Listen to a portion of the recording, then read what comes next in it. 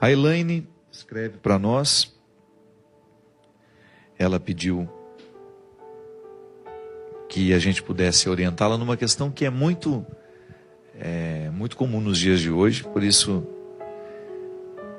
padre, embora eu não seja mais uma adolescente, depois eu digo porque que eu acho que isso é tão comum nos dias de hoje. Embora eu não seja mais uma adolescente, eu digo com certa vergonha que ainda não descobri a minha vocação. Eu ainda não consegui entender a vontade de Deus para mim, para a minha vida. E isso tem me incomodado muito. Acabo sendo tomada pelo desânimo, por não saber qual caminho seguir e por não ser capaz de ouvir a voz de Deus. Vendo pessoas que descobriram não uma, mas várias vocações em suas vidas, eu não entendo por que para uns é tão claro e parece até ser natural, como a vocação do matrimônio, da maternidade, e para mim tudo ser tão difícil. Com muito respeito e carinho, admiração, peço que o Senhor me ajude a refletir esse momento da minha história. Elaine, minha filha, a primeira coisa que nós precisamos ter é a compreensão de quem somos. Esse talvez seja o caminho mais doloroso e nem sempre ele é facilitado nos dias de hoje. Por quê?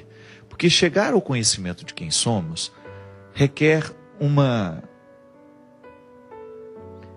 quebrar as estruturas convencionais da superficialidade. Ninguém consegue se descobrir na superficialidade, porque o eu, o mais profundo, ele não é tão acessível assim. Por isso que é tão perigoso a gente passar uma vida inteira vivendo as fachadas, os disfarces do eu, sem chegar à consciência de quem ele é. Eu preciso administrar diariamente o acesso à minha verdade pessoal. Porque eu sei quem eu sou à medida em que eu investigo quem eu sou. O outro me imagina. Ele me imagina pior do que eu sou, ou ele me imagina melhor. Nos dois casos é ruim. Agora, eu não posso me imaginar. Eu preciso investigar quem eu sou para que eu tenha condições de descobrir quais são as minhas aptidões, quais são as minhas possibilidades, quais são os meus limites. E a partir disso, dessa descoberta, eu ter condições de compreender onde é que eu vou ser mais feliz, onde é que eu vou ficar mais realizado. Deus não nos pede, absolutamente nada que seja contrário a nós. Pede o sacrifício, porque até mesmo para eu chegar às possibilidades do meu eu terei de fazer sacrifício. Não é fácil. Ainda que eu tenha muita facilidade para determinada realidade, eu precisarei fazer os meus sacrifícios para alcançar os benefícios daquela realidade. Então, vou partir do meu exemplo. Eu sempre fui afeito às ciências humanas, sempre gostei dos discursos humanos e sempre tive muita dificuldade com os cálculos, com as ciências exatas, com as ciências biológicas. Então ali eu já tinha um indicativo, desde pequenininho, que eu seria mais feliz, mais realizado, se eu potencializasse as minhas facilidades com as ciências humanas. Então por isso eu fui estudar, ainda que eu não fosse padre. Eu teria estudado história, filosofia, sociologia, as áreas que eu tenho prazer, satisfação. É claro que eu contrariei as minhas possibilidades muitas vezes, sobretudo no momento em que o estudo fundamental me propõe todos os caminhos. Para eu chegar a ter o direito de fazer uma faculdade de filosofia, eu tive que passar pelo ensino fundamental, pelo ensino médio. E lá eu tive que ter contato com todas essas disciplinas que eu não gosto. Aprender matemática é importante demais para o desenvolvimento lógico. Claro, um conhecimento de biologia para nos ajudar no dia a dia. Aquele conhecimento básico, mas eu não quis aprofundar nada disso. Mesmo que até hoje eu não sei o que eu faço com a álgebra. Com tudo aquilo que eu aprendi de álgebra. Geometria, Muito pouco, porque eu prefiro ficar desorientado. Quando eu preciso, eu busco um matemático. Eu não tenho facilidade. Agora, quando o assunto entrou dentro do contexto dos meus interesses, das minhas possibilidades, eu deslanchei. Ali eu encontrei várias possibilidades diante de um jeito de ser. Eu sou assim. Eu sou naturalmente afeito à reflexão. Eu gosto disso, eu gosto das ciências humanas. Eu gosto das questões humanas. Se você pega um matemático, talvez ele não tenha o mesmo entusiasmo que eu tenho. Então eu comecei a perceber qual era o meu lugar no mundo. Alguma coisa foi me clareando para eu identificar que era ali. E a partir daquele momento que eu identifico o meu lugar no mundo, eu vou descobrindo o que é o específico dessa minha vocação. Aí eu descobri a vida sacerdotal, num primeiro momento a vida religiosa, né? Porque eu fui religioso durante mais de 20 anos, dentro da congregação do Sagrado Coração de Jesus. Lá tive uma formação exemplar, maravilhosa, do ponto de vista acadêmico, do ponto de vista religioso, moral. E de repente comecei a me sentir inadequado lá dentro do contexto da vida religiosa. Eu fui percebendo que eu ainda não estava no lugar certo. Aí meu coração foi se abrindo, fui conversando com outras pessoas, até mesmo em momentos difíceis da minha vida dentro da congregação, eles foram importantes demais para eu descobrir que eu estava no lugar errado naquele momento. Mas tudo com muito sofrimento, viu? Não é fácil. Mas eu preciso constantemente ter disposição de enfrentar as minhas questões. Elaine, a gente não tem como chegar ao discernimento vocacional se a gente não enfrenta as nossas questões humanas. Então, antes de tudo, não é descobrir o que eu gostaria de trabalhar, com o que eu gostaria de trabalhar, qual seria o meu ofício. Antes de tudo é descobrir quem eu sou, o que realmente me faz feliz, o que realmente eu gosto. E a partir do momento que você começa a fazer o enfrentamento, para você ter condições de chegar ao conhecimento de quem você é, a partir do momento que você enfrenta e vai descobrindo diariamente, você vai se desdobrando nas questões práticas dessa vocação. Há pessoas que não nasceram para o casamento, percebe-se, desde menina, desde novinha. Aquela pessoa tem dificuldade de viver uma relação matrimonial. Ela não se imagina dentro do matrimônio. Pode ser que isso mude com o tempo, ou não. O que a gente precisa é ficar atento aos sinais que nós damos sobre nós mesmos. Por que eu digo para vocês que é tão difícil, no contexto em que nós estamos inseridos, chegar ao conhecimento de quem somos? Por causa da superficialização do mundo. O mundo está cada vez mais superficial, as estruturas estão cada vez mais artificiais, as estruturas sociais, eu digo. Voltando ao acontecimento, né, do falecimento do Eduardo Campos. Você viu o circo em que em algum momento as pessoas tentaram transformar o velório daquelas pessoas? Eu me sinto envergonhado como pessoa, de verdade. Uma pessoa parar ao lado do caixão, fazer um selfie. Gente, que mundo é esse que nós estamos vivendo? Ou 2 horas depois da notícia da morte do Eduardo, todas aquelas conspirações de quem iria substituí-lo, de quem seria o candidato. Gente, as pessoas não esperam o ritual da morte acontecer. Tudo bem que falasse isso 2 dias depois, que respeitasse a dor do outro. Nós estamos num mundo tão superficial que nós estamos perdendo a noção de respeito pela pessoa, sabe? E isso prejudica terrivelmente o acesso que nós vamos ter a nós. Até a religião corre o risco de ser também um lugar de espetáculo, de superficialização. Pessoas mal intencionadas, né? Que não querem a vida interior, querem apenas a caricatura da religião. Isso é perigoso demais para mim, é perigoso demais para você. Quando a gente superficializa a vida, a gente tem um prejuízo que a gente não pode calcular. Só o tempo vai nos mostrando o que aquele prejuízo nos causou. As pessoas são cada vez mais superficiais, deseducadas, deselegantes, desrespeitosas, indispostas à profundidade. Porque tudo isso, eu estar ali, numa postura, se eu vou ao velório de uma pessoa, eu preciso entrar em comunhão com o que aquelas pessoas estão sofrendo. Senão é melhor ficar em casa. Isso é maturidade. Isso é conhecimento de si. É percepção de si e do outro. Porque como é que eu me conheço? Quando eu me analiso e quando eu me vejo refletido no outro. O autoconhecimento passa por aquilo que eu apresento a mim mesmo sobre mim, sobre aquilo que eu percebo, e o meu autoconhecimento passa também sobre aquilo que o outro me diz sobre mim. É claro que o que o outro vai me dizer, eu vou fazer o crivo.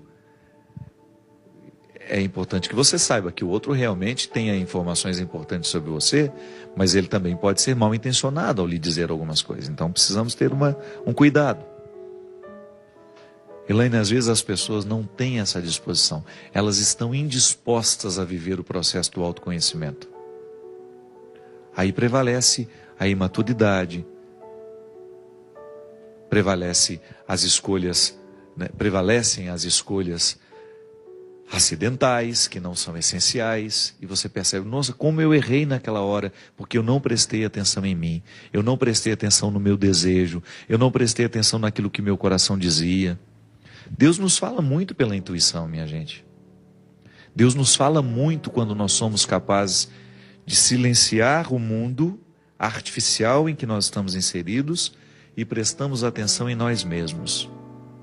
É o que a gente falava no início do programa. Essa faxina mental que o escritor ali dizia, que ele propunha no início, é importante demais. É quando você é capaz de retirar os excessos que impedem você de ter um contato com você. Toda religião séria ensina a meditação. Por quê? Porque a meditação é uma oportunidade muito promissora, feliz, que nos oportuniza justamente o contato com a gente. Ainda hoje eu falava com uma amiga minha, ela dizia que ela estava muito cansada, muito nervosa e que ela precisava rezar. Eu falei, mas cuidado para você não rezar do jeito errado. Quando nós estamos muito agitados, quando nós estamos muito nervosos, a melhor oração é a meditação. É aquele silêncio. É você ficar diante de Deus ali, você sentar num canto do seu quarto, da sua casa, de maneira confortável, e você ser capaz de fazer silêncio só.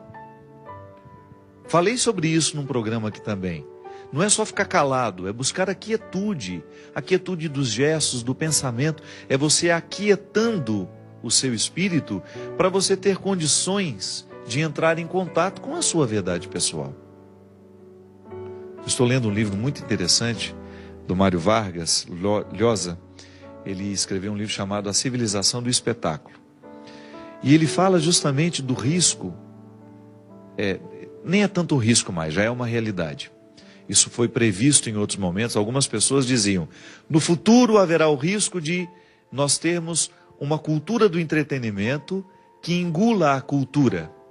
Não teremos mais aquilo que culturalmente, aquilo que humanamente a sociedade constrói, como um código de valores, de beleza, de referenciais.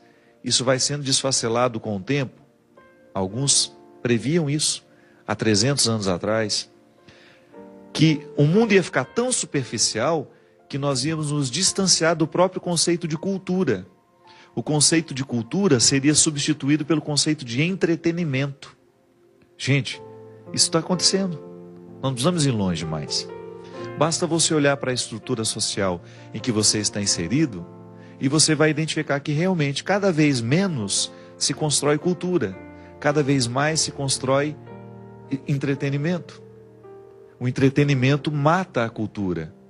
Porque a cultura é mais do que você ficar entretido. A cultura é tudo aquilo que vai tomando conta de nós, que vai nos amadurecendo a partir de informações, e nós vamos começando a reproduzir aquilo de maneira natural. Quando você encontra uma pessoa, nossa, como ela é culta. Não é só porque ela tem conhecimento, é porque ela tem uma postura que apresenta o conhecimento que a vida deu a ela. Com esse mundo cada vez mais superficial, onde as pessoas gastam boa parte do seu tempo se entretendo, e isso é uma realidade, você olha para a programação da TV aberta. Onde é que nós temos informação? Onde é que nós temos cultura? Muito poucas oportunidades de você ligar a televisão e de você ver uma entrevista inteligente, uma pessoa agregando conhecimento a você, ou você assistir a um documentário, como agora nós tivemos essa reflexão toda sobre a Segunda Guerra Mundial, por causa da data, né? O referencial para a data é uma referência para o que foi a Segunda Guerra Mundial. Aí o Discovery Channel, aquele History, passando uma série de documentários sobre os bastidores da guerra, por que a guerra aconteceu, como foi que os países foram sendo mobilizados, como que os países foram entrando na guerra. Ali você tem uma carga cultural interessantíssima, mas não pode nem passar no canal aberto, porque não tem gente querendo assistir isso. Nós estamos querendo ouvir aquele programa tosco que nos apresenta questões toscas, com músicas toscas, com situações toscas, e ali a gente passa o domingo todo assistindo aquilo, ou a gente passa a segunda-feira inteira assistindo aquilo, depende das escolhas que a gente faz. O tosco está à disposição da televisão. À disposição, é só você ver os canais, o que eles oferecem. Claro que tem coisa boa também. Tem minissérie bem feita, que agrega conhecimento. Eu não sou um idiota que fico dizendo que tudo que é feito é ruim, não. Eu estou dizendo que a gente precisa prestar atenção para que a gente não fique se entretendo o tempo todo e esquecendo de buscar cultura. Eu também gosto de me entreter. Eu não sou um homem alienado. Gosto de ter as situações em que eu vou ver alguma coisa só para me distrair. Mas isso não pode ser o todo do meu tempo. Eu preciso buscar cultura. Eu preciso alimentar a minha alma. A minha alma tem sede de cultura. E infelizmente, minha gente, com essa história de fazer um mundo o tempo todo, um contexto de espetáculo, de superficialidade, de contextos superficiais, de superficialidades, a gente se distancia da possibilidade de saber quem nós somos. Porque no entretenimento fica muito mais difícil acessar a nossa verdade pessoal, fica muito mais difícil de olhar para os nossos conflitos. Diferente de uma oportunidade em que eu tenho o contato com uma realidade humana que cause um impacto dentro de mim. Até a morte trágica que nós falamos aqui hoje tornou-se um entretenimento de muitos canais. De maneira cruel, aquela reportagem, aquele jornalismo que não tem o desejo de informar, mas tem o desejo de entreter e só. A gente se entretém com a tragédia do outro. Horrível isso, a instrumentalização, né? Isso é um crime. Então, Elaine, quando você quiser descobrir o seu lugar no mundo, você terá que quebrar as estruturas pecaminosas deste mundo que nos afastam de nós mesmos. E esse não é um desafio só da Elaine, não. Esse é um desafio meu, é um desafio seu. Porque você não espere uma mudança do lado de lá. Os meios de comunicação não estão interessados em mudar a rotina deles. Porque está dando certo. Infelizmente, o mundo está cada vez mais superficial, a cultura está sendo engolida pelo entretenimento. As pessoas estão o tempo todo desejosas de festas. Agora mesmo, passando para vir para aqui, a gente passa em umas ruas onde tem muitas universidades. Os botecos dessas ruas, gente, ficam lotados. Vontade de abrir o vidro do carro. Falei, ok, gente, dá o nome de vocês para eu não procurar o consultório de vocês daqui a alguns anos, quando vocês estiverem informados. Porque não é possível, hoje é uma segunda-feira. Hoje é uma quarta-feira, hoje é uma sexta-feira. Passa nas ruas dessas universidades e você vai ver o volume de gente bebendo dia de semana, no momento em que eles deveriam estar lá dentro da sala de aula. As pessoas não estão querendo, minha gente, a luta, a peleja. Querem o diploma, como se o diploma fosse uma solução de alguma coisa. Só que o mundo já está mostrando que o diploma não soluciona nada. Que faz o curso de Direito e depois não passa na prova da UAB. Faz a faculdade de Medicina, depois não consegue entrar dentro... Como é que chama aquilo que eles têm que fazer depois? Aquela especialização, a residência. Não basta ter o diploma. O diploma é o resultado de um entretenimento, às vezes. Agora, a cultura, aquilo que não roubam de nós, o conhecimento que nós adquirimos, aquilo que eu estudei, que transformou minha vida, transformou meu jeito de ser, isso aí é uma riqueza inafiançável. Ninguém pode comprar e você não pode vender para ninguém. Mas isso faz a diferença. Então eu preciso mudar as estruturas do meu mundo, você precisa mudar as estruturas do seu mundo, para que a gente tenha condições de saber quem nós somos e depois, sabendo que nós somos, termos condições de investir onde realmente devemos estar. Que boa parte do nosso tempo, aqui nessa vida, é descobrindo qual é o lugar que a gente deveria estar. É a gente fazer o investimento certo para que a gente tenha satisfação de viver a vida que a gente tem. Só para isso, minha gente. O esforço todo é para esse. Tudo aquilo que você estudou, todas as noites mal dormidas, eu sei. Quantas noites mal dormidas, cochilando em cima dos livros, para fazer uma boa prova no outro dia. Ou então você que levanta amanhã cedo para ir trabalhar com dignidade, pega 2, 3 conduções para ganhar o seu dinheiro. Faça tudo isso sem permitir que o mundo ofusque a sua capacidade de saber quem é você. Porque só assim a vida vale a pena. Quando estamos esclarecidos sobre nós, então ajudamos esse mundo tão caótico a ter um esclarecimento sobre si mesmo. Obrigado pela sua companhia. Até a semana que vem, se Deus quiser. E que Ele abençoe a nossa consciência para que a gente tenha condições de viver com sabedoria essa vida tão preciosa que Ele nos deu. Ele que é Pai, Filho e Espírito Santo. Amém.